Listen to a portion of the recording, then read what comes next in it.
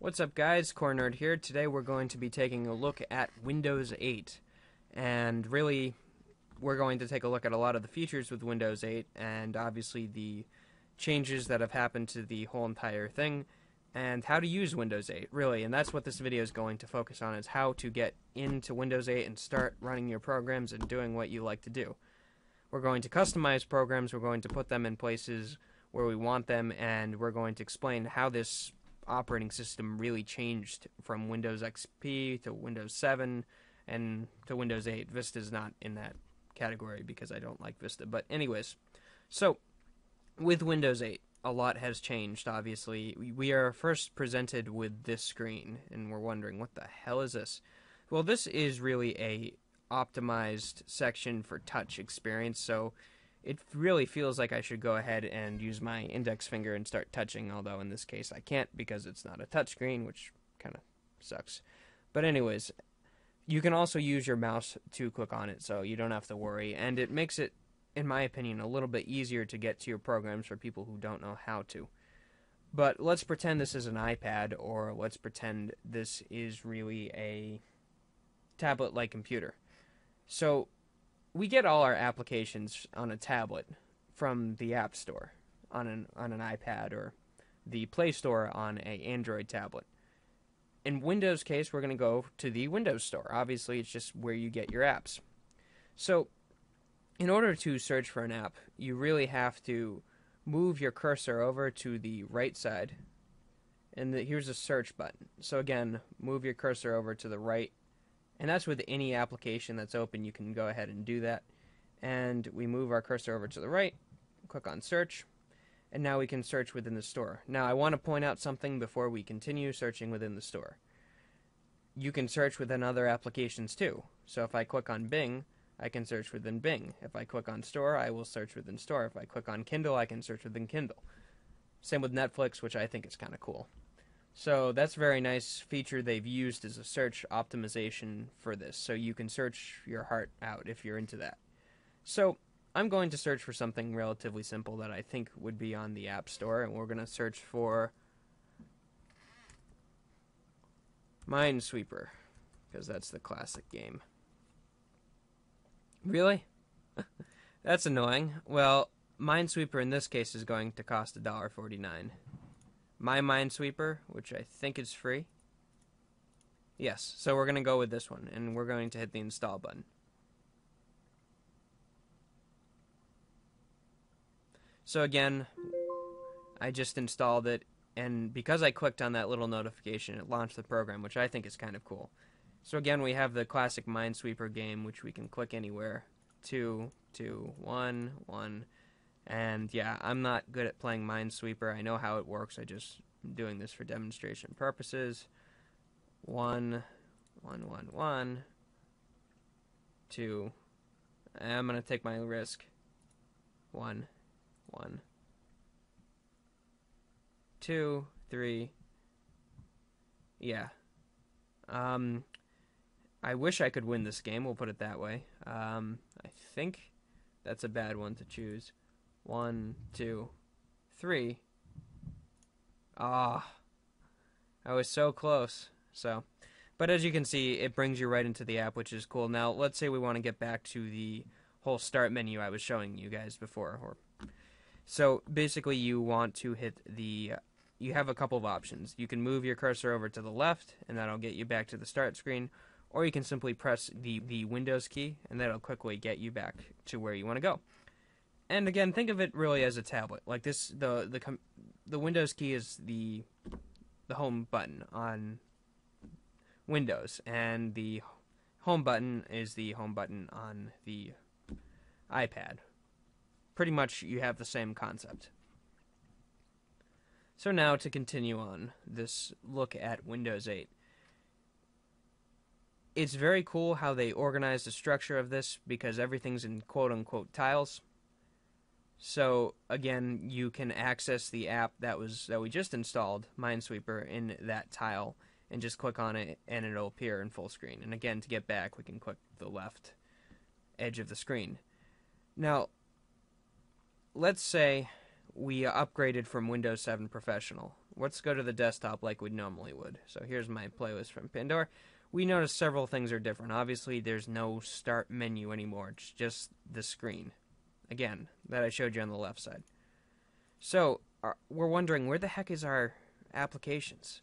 Well, if you guys do remember, when I set this up, I showed you the search. Well, to get the search, I can easily move to this corner of the screen and click on search, or I can start typing my program that I'm looking for. So let's say I'm looking for Steam. I just selected that. Let's say I'm looking for Chrome. Again, it works the same way. And I'm trying to think of a good one that would be Portal. So let's say I want to have Portal back on this home screen, because again, with Windows 8, everything you buy in the Windows Store will appear on this home screen, but your other applications won't necessarily appear on the home screen. So you search for your application, so I'll search for Portal, and then you right-click on what you've searched for. Instead of left-click to open it, you right-click, and it says Pin to Start. So you left-click on Pin to Start. Again, let's go back to our Start menu, and now we have Portal here. So I'm going to go ahead and drag Portal where my other games are, and it'll launch the game. I'm not going to launch it in this case, but I'll show you the other Windows app that I have on here that's not a part of Metro. Here's Calculator. And that's how you get to it. It's an interesting way to organize your apps. Now, let's say you want to name each section of the tiles that I was telling you about. You can press the Control key and use your scrolling or middle mouse button and right-click on each section to name it. So in this case, I'm going to name this group. I'm going to call it Games. And in this group, I'm going to call it Microsoft Office 2013. And in this group, I'm going to call it Miscellaneous. In this group, I'm going to call Common. This group, I'll call it Internet.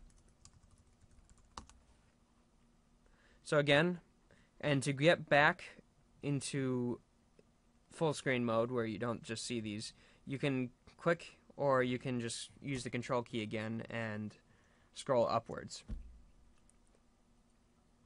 So, as you can see, the Common, Internet, Games, Microsoft Office 2013, and Miscellaneous, which will put the games where they belong. Miscellaneous here. So, yeah, like I said, we now have our games. We have Portal. We have all those games organized. You have Web, which Internet. I'm going to put Google Chrome and Internet Explorer in. And as we begin to add more items relating to the Internet, let's even put SkyDrive in there. I believe it'll start making it easier. Let's also make this tile smaller. Again, to make anything smaller or to adjust any of the icons or tiles here, you can just right-click on them and you say it's smaller. One thing that's really cool about Windows 8 is the live tiles, which will give you live updates depending on the app developer about the news. But sometimes it can get big and sometimes it can consume your system, so you can right-click and say turn live tile off, and that'll just get you into the travel section. So let's go ahead and drag more internet-related tools out, and we'll see what happens as I tend to make more and more. So it seems to make automatic. It brings everything automatically to the right end, so it will organize your photos and everything pretty well. I'm going to make this smaller. So Common, Internet, Microsoft Office 2013, Miscellaneous, obviously is going to be this stuff. And you can play with this on your own. I mean, this is just for demonstration purposes, but as you can see, you get the point. You can launch either of your apps within the Start menu. Now let's say you're into desktop mode, and you actually have a desktop, and you really, really, really can't deal with the Windows 8 way, which happens to have everything placed on a Start menu. Well, There are a couple of options here, and Microsoft has included one that's I think is cool for system administrators. That would be you can right-click where it says Start, and you're given sort of your classic options here, which in my opinion is necessary if you're joining a computer to a Windows domain controller or a domain, or if you're looking at uninstalling programs really quickly, getting to the control panel without going into the settings. You can just right click here and you're given your control panel. If you just left click here, your classic control panel, your command prompt, your disk management. So all the administrative tasks that you wanted to do are not gone, they're just hidden. And you can also do computer management, which will get you to device manager, system, if I want to join to a Windows domain, if I go into computer. Now, if this stuff is not making sense to any of you guys right now and you're just wondering how to use Windows 8 basically, then ignore what I'm saying, but this is to appeal to people who like to get deep inside the computer. And as you can see, I still have folders on my desktop. I can still get my other applications to install if I use the internet. For example, let's go ahead and get the game Armageddon. Although I think I already have it here.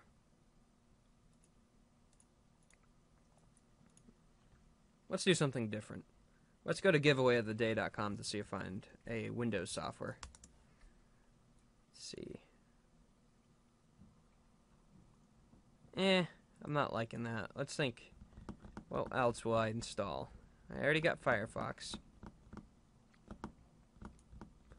Well, let's do anything here. Let's do Everest Home Edition. So it's just a regular Windows program you can get on the internet. And again, you can just download it the way you normally would. View my downloads. Here we go. Let it download.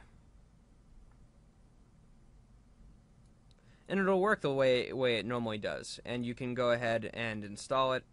Or in my case, you can actually go ahead and extract it to the desktop. So I'm going to actually make a new one, new folder. We're going to call it Everest. And it doesn't change that much, so I can go ahead and drag in Everest.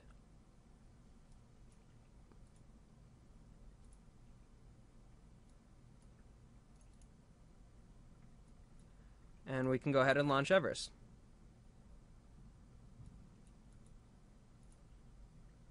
So there you go. I mean, it hasn't changed too much, but you do have to be aware of Metro, and you might want to utilize it to organize yourself as far as your programs that you open.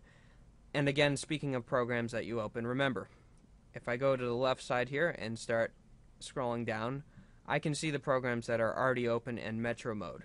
And to simply get rid of them, I could go ahead and, again, right-click, close, right-click, close, right-click, close. One thing I wish Windows 8 did have the feature to do. Now, you can also drag it down and it'll get rid of it, but I just wish that as I went right here and I dragged it over here, it would close. But in this case, it didn't.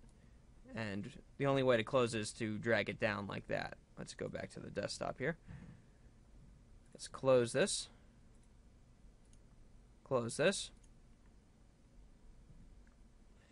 And yeah, again, this is all the programs that I have open right here in Metro mode. So you've seen the basics on how to use this. To get back to what we were talking about on how to use this, again, you can go to the App Store and simply move your cursor to the right here and search what you're looking for. One thing I wish they had was, what was it called? Splashtop, which is a remote desktop viewer, which I guess they have. So let's go ahead and install this. Again, it's very simple to install these programs, and if we're looking at the status of these, we can just click up here and it'll give us our status of the updated programs. And if I click on that, that'll open that in full screen. But let's go back to the start menu, and let's go ahead and drag that to the internet, because that'll allow me to do remote access. So again, it's a very cool program. You can just start downloading programs and installing them. You do need a Microsoft account to basically get the applications, but you'll find a good number of them are free. It's very interesting to go over some of these applications, which we will get to towards the end of this video, but the applications here have ads, some of them. So if you don't like ads, it might be the way to just ignore the application itself and not use it. But some of these have ads, which is very interesting. So it's a different interface, it's a different way to get used to things, but you just have to know how to use it. And again, you can start searching for your apps by typing the app you're looking for, and it will find it. So if I'm looking for MSI Afterburner, or if I'm looking for Notepad, or if I'm looking for PowerPoint, you can just start typing. And if you're looking for some certain settings to change, like printer, I just hit enter, but we can just go back to the search here, printer. We'll go into the settings. We can add a printer, devices, and all your management will work right from Metro, which is very interesting. We can also search within Netflix if we're looking for, I don't know, Star Trek.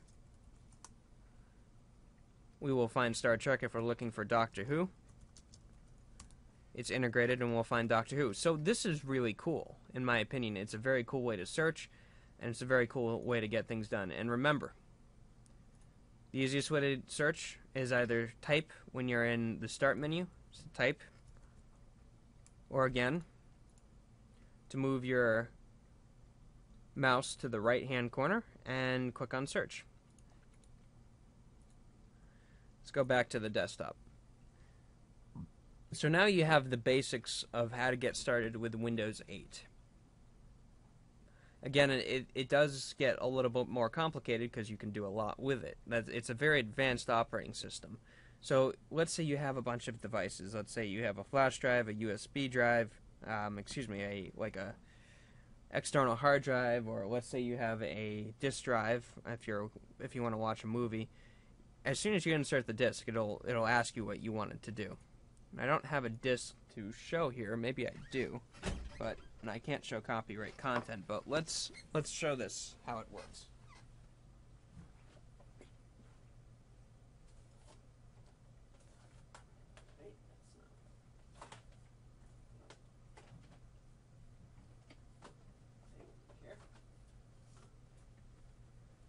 So I'm going to insert a disk right now into my computer.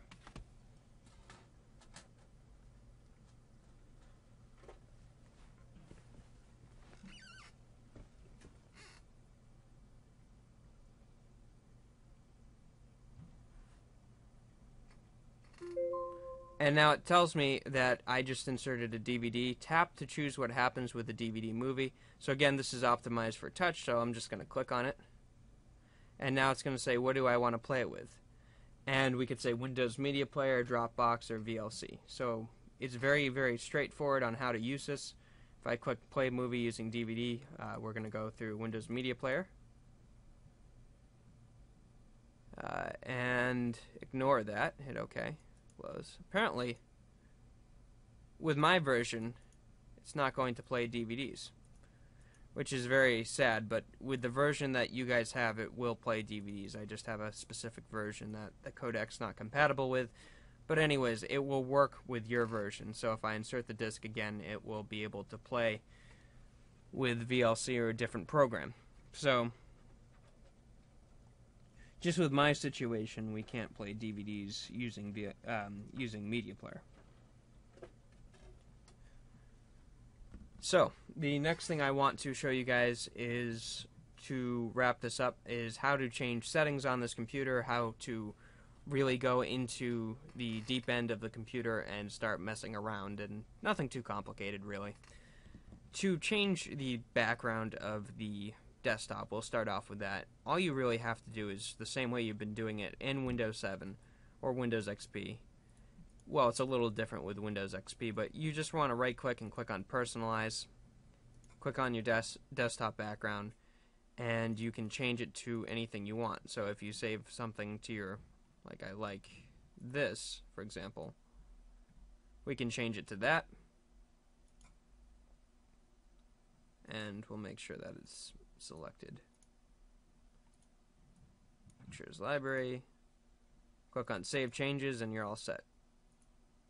So I think that's a cool Halloween background. And yeah, so that's how you change your wallpaper. So personalize here. And you can choose your desktop wallpaper. And that's pretty much how you do it. Let's also take a look at doing some simple modifications with the Start menu. So to modify anything, we have to go into the settings. So remember, again, you move your mouse to the right corner, click on Settings, and click on Change PC Settings. So let's click on Personalize. So when your computer starts up, you will be presented with a start screen. You can go ahead and choose whatever picture you'd like to be your start screen. I personally like this one, but you can also browse a picture from what you've already done, so something like this would be kind of cool. And that's your start screen. So when your computer starts up, it will show the screen. This is a lock screen, and then the start screen, the lock screen will pretty much start up when your computer starts up, and you can go ahead and lock your computer from there, and it will be a background picture, which is a nice change from Windows 7 because you couldn't change your picture for that. So it's very nice. The start screen, which I think is very interesting, you can't do much changing. You can change the colors that you want, but you cannot change a specific background. You have to use one of theirs. So something like this, you can change, or you can just make it plain. I'm going to go ahead and do what I was at originally. You can modify your users if you want to have more than one user on here as well. And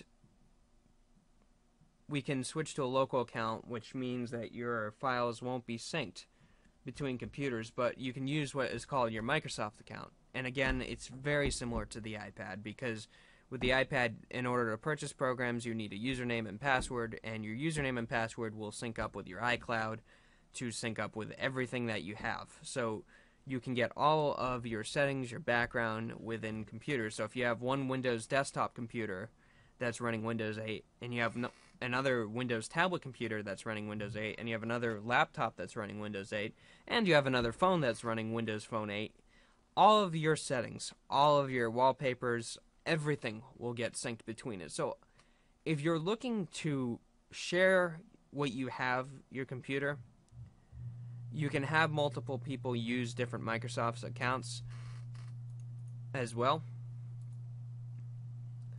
Or you can simply, let's go back into the settings here. Or you can just switch to local account, which might be the easiest if you're sharing this computer with a family. So you can have just more than one user, or just hit add user. As far as adding a user, if they have a Microsoft account, they can go ahead and add the user account and it will work fine. So that's a pretty cool feature, is you can have local user accounts, or you can have your Microsoft accounts. So if you have more than one Microsoft account, if your family has a Microsoft account, like one person in your family has a Microsoft account and the other person has a Microsoft account, you can use this together. Now, what's really cool with some of the password options, you can choose what is called a picture password. And I'm going to add and type in my password here. You can choose a picture, so let's say something like my wallpaper, which I find kind of cool. And I can say use this picture, and you can draw 3 gestures that you want to unlock it. So something like this, and something like this. If I knew where to place them, or so this works very well if you have a tablet computer, so you can just touch anywhere you're looking for, but as far as a desktop computer, it does not do much. You can create a pin. So if I want to enter just a pin number in, I can go ahead and do that. And again, it just makes it easier for a tablet. And think of this again, think of this operating system more like a tablet, like you're using for your iPad. So if you really think of it like an iPad, you won't have too much difficulty using it. Again, notifications are cool. Like within the iPad operating system, you can use notifications to alert you when certain apps have updates, when certain apps have something to tell you. And yeah, it'll show you your calendar too. So if you have notifications within your calendar, it will update you on that. But you can control these. You can actually have it disable notification. You can have it disable sounds if it does notify you, which I'm going to do. You can also modify your app notifications, so you can just turn it off or on. Again, it's very simple. Now let's get into search. You can also control your search environment. So if you don't want to search within Bing, and if you don't want to search within Netflix, you can go ahead and modify that. Or if you don't want to search at all, you can do that as well. Sharing is interesting. And that's if you want specific applications not to be used by other people, like Mail, People, and SkyDrive. You can disable SkyDrive to be shared. So it's kind of cool. Obviously, these are general settings. App switching, spelling, autocorrect misspelled words, which is interesting.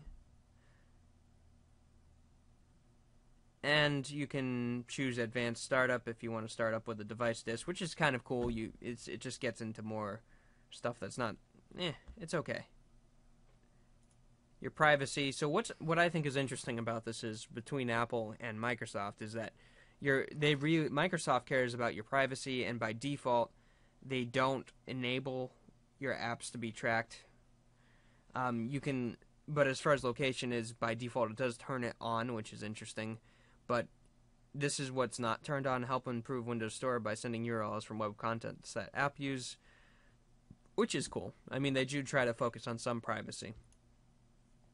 Your devices, so it will scan your whole entire network, your wireless network, and show specifically what devices you have. So these are all the devices on my network.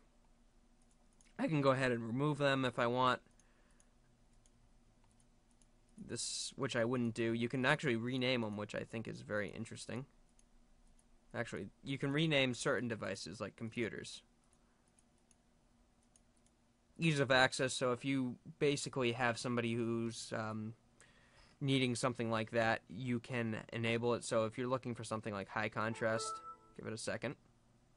It will change everything darker and make it easier to use, which I'm going to turn off because I can't see it. You can make everything on the screen bigger, so it really makes it easier to use for somebody who has vision impairment. You can enable narrator, which will help people with auditorial disabilities who can't hear. You can adjust your cursor thickness to be a little bit bigger when you are typing. So it'll show your, as you can see, the different sizes when typing. And this is where you can control your sync. And like I was telling you, you can sync up your applications using sync, and that will sync your settings on your PC, your applications, your passwords, and everything. So everything you do on one PC can be transferred over to the other without thinking about it. And by default, it enables everything. Except when you're roaming, which has something to do with going out of state. Home group's interesting in the fact that you can share your different files that are on your regular PC with other laptops and computers that are in your network. And it gets a little complicated, but you can share documents, music, pictures, videos, printers, and devices, and be able to connect to each one of those. And if you have a TV tuner card on your computer, people can watch movies based off of what you have. Now, Windows Update, you can control that. I have it set to not check for automatic updates, so that's how I chose to do it. And that pretty much concludes the settings as far as Windows Metro is concerned. Obviously, you have the classic settings here, which is the control panel. And you can get it into your user accounts and everything from the classic mode, which is what I tend to stay on. Personally, I just am used to the old ways of Windows, and I will stay on that. But as far as a tablet experience is concerned, this is very cool, and you can get used to it on a desktop. Not going to say it's going to be the easiest thing to use in the world, because in order to turn off your computer, for example, you have to you actually have to go into the settings to turn off your computer, which I think is ridiculous here. Click on settings and power. Sleep, shut down, restart. They didn't make it easy with just one power button on the top, which to me would have made sense, but some things they didn't do that we all like. But one thing they did do, and I will say this, is that with Windows 8, I have noticed a improved performance, and it has been running faster. So even with the start menu and with the way they're trying to take a look at the tablet market and try to fuse it with everything, I think they've done decent. I don't think it's perfect. I think they've got some changes that they need to do to make it easier for users to understand how to use this, because I've just spent a half hour talking about how to use this computer. And it is a little bit challenging, and if somebody didn't tell you this, how do you do this, you'd be frustrated. You would wonder, how the heck do I use my computer? And it is challenging. You just have to think of it as a tablet. It really is.